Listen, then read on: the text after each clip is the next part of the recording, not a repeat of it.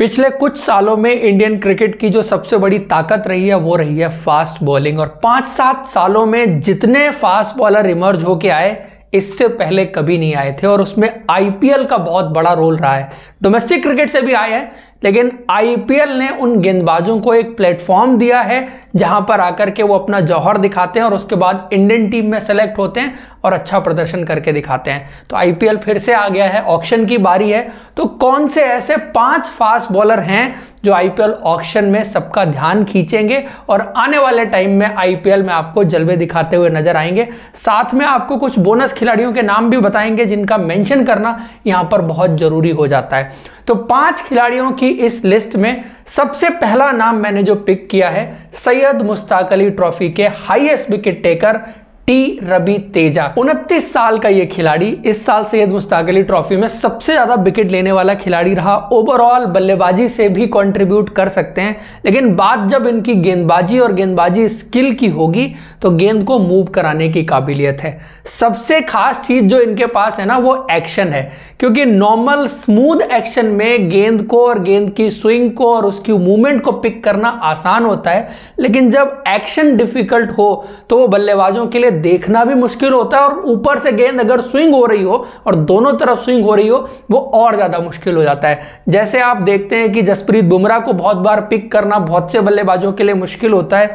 और एक वक्त में सोहेल तनवीर जो पाकिस्तान के लेफ्ट आर्म फास्ट बॉलर हुआ करते थे, उनका भी एक्शन बड़ा अजीब था और उनकी भी गेंद अर्ली ऑन स्विंग होती थी, तो नई गेंद उनकी पिक करना बड़ा मुश्किल होता था।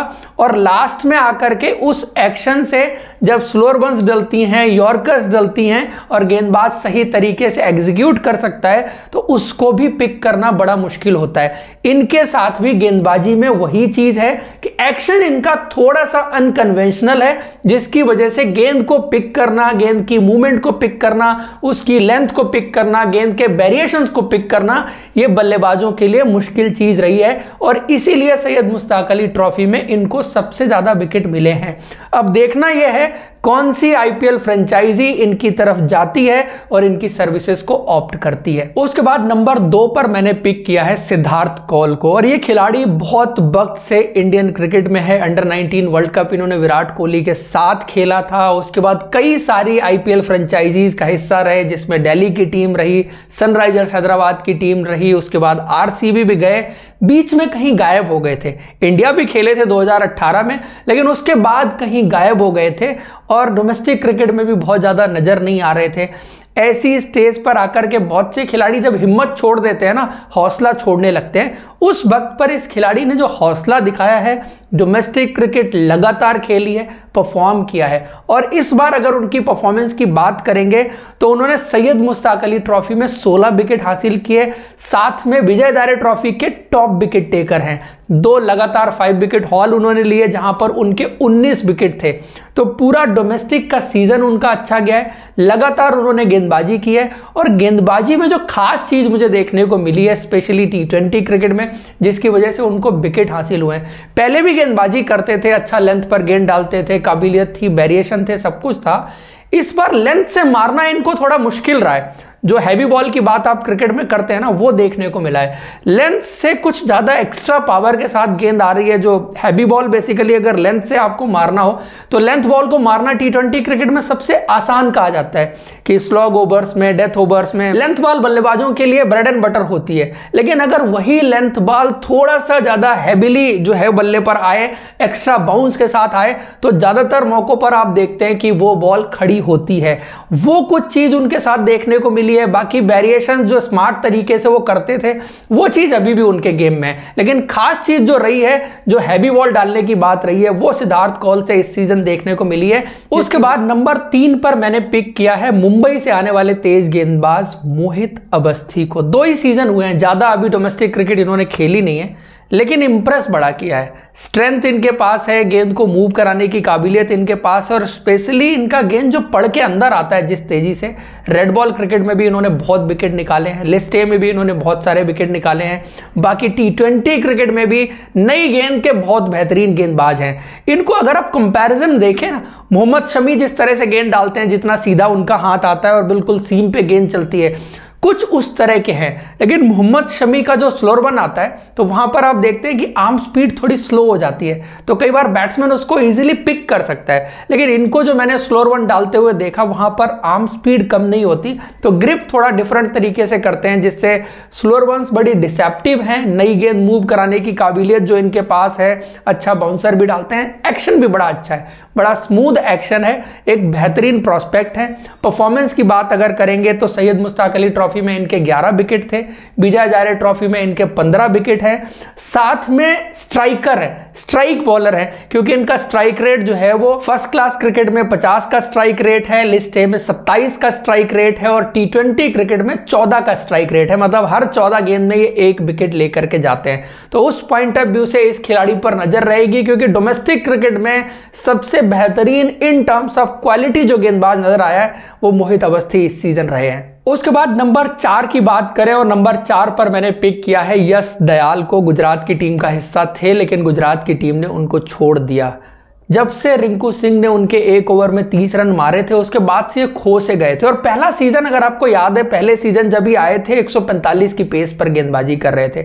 इंडियन क्रिकेट में वैसे ही लेफ्ट आर्म फास्ट बॉलर कम देखने को मिलते हैं, ऊपर से क्वालिटी वाले अच्छी पेस वाले वो और कम देखने को मिलते हैं। लेकिन इन्होंने भी वापसी अच्छी की है। इस सीजन सैयद मुश्ताक अली ट्रॉफी में अच्छा स्टार्ट नहीं किया था, लेकिन जैसे जैसे खेलते गए और इन्होंने कुछ स्पेल विजय हजारे ट्रॉफी में जो यूपी की टीम के लिए डाले हैं, बहुत जबरदस्त रहे हैं। भुवनेश्वर कुमार के साथ लगातार जिस तरह से इन्होंने गेंदबाजी की है बहुत इंप्रेसिव रही है। रिदम बेहतर नजर आ रहा है पिछले साल के मुकाबले। अगर आप देखेंगे जो आपने आईपीएल में देखा था वहां रिदम भी बेहतर नहीं था, पेस भी कुछ कम हो गई थी, तो उतने मुश्किल गेंदबाज नजर नहीं आ रहे थे।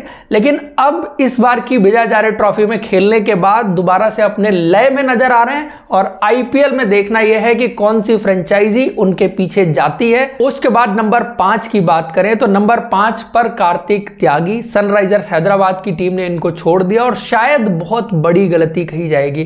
थॉट प्रोसेस ये भी हो सकता है कि उमरान मलिक जिस टीम में है वहां पर आपको कार्तिक त्यागी की जरूरत नहीं है, लेकिन कार्तिक त्यागी जिस तरह से एज अ बॉलर इवॉल्व हो रहे हैं, ज्यादा उन्होंने खुद को मॉड्यूल किया है लिमिटेड ओवर क्रिकेट के हिसाब से, T20 क्रिकेट के हिसाब से, वहां पर उनकी परफॉर्मेंसेस भी अच्छी देखने को मिल रही हैं। विजय हजारे ट्रॉफी में उन्होंने 9 विकेट हासिल किए, साथ में यूपी T20 लीग जो हुई थी वहां पर 2 हैट्रिक उन्होंने ली थी और बहुत तेज तर्रार गेंदबाजी की थी।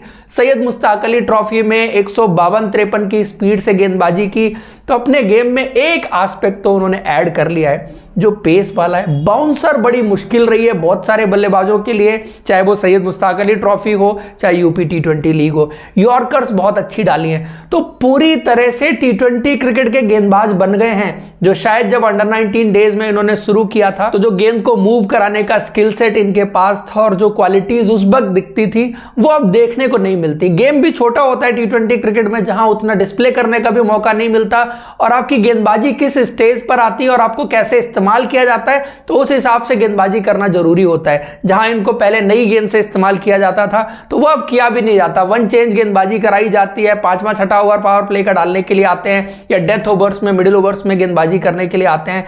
लाइन और लेंथ भी अच्छी पकड़ ली है, स्ट्रेंथ अच्छी गेन करी है, तो उस वजह से वो पेस भी मेंटेन करते हुए नजर आ रहे हैं, और साथ में विकेट टेकर बन के निकले हैं। क्योंकि टेल को उड़ाने की बात जब आएगी ना, तो जो ये एक्स्ट्रा पेस है वो हमेशा काम आती है, और ये इन्होंने यूपी T20 लीग में करके दिखाया है। तो एक बहुत इंपॉर्टेंट प्लेयर हो सकते हैं इस बार के आईपीएल ऑक्शन में, जिनको भर भर के पैसे मिल सकते हैं। ये तो वो 5 प्लेयर हैं, लेकिन इसके अलावा कुछ और खिलाड़ी हैं जो मेंशन करने लायक हैं, जिनका परफॉर्मेंस बहुत अच्छा रहा है डोमेस्टिक क्रिकेट में। बासुकी कौशिक की बात हो सकती है, किसी टीम को स्विंग गेंदबाज चाहिए तो ये बड़े स्किलफुल बॉलर रहे, स्पेशली लिस्ट ए में और रेड बॉल क्रिकेट में इन्होंने जो किया है उसका कोई मुकाबला नहीं है। साथ में देवव्रत प्रधान उड़ीसा की तरफ से, ये भी among the top wicket taker रहे दोनों फॉर्मेट में, विजय हजारे ट्रॉफी में और सैयद मुश्ताक अली ट्रॉफी में। उसके अलावा बलतेज सिंह एक और स्किलफुल बॉलर हैं, स्विंग बॉलर हैं, किसी टीम को चाहिए होगा तो उनके लिए अवेलेबल होंगे। साथ में मोहम्मद कैफ जो मोहम्मद शमी के भाई हैं, इससे पहले जो खेल रहे थे उतना पेनिट्रेटिव नजर नहीं आ रहे थे, उतनी अच्छी परफॉर्मेंस नहीं थी, बट इस बार के डोमेस्टिक सीजन में परफॉर्मेंस ऊपर गई है। साथ में नमन तिवारी, ये एक डार्क हॉर्स हो सकते हैं। अंडर 19 टीम का हिस्सा हैं जो एशिया कप खेलेगी और शायद वर्ल्ड कप भी खेलेगी।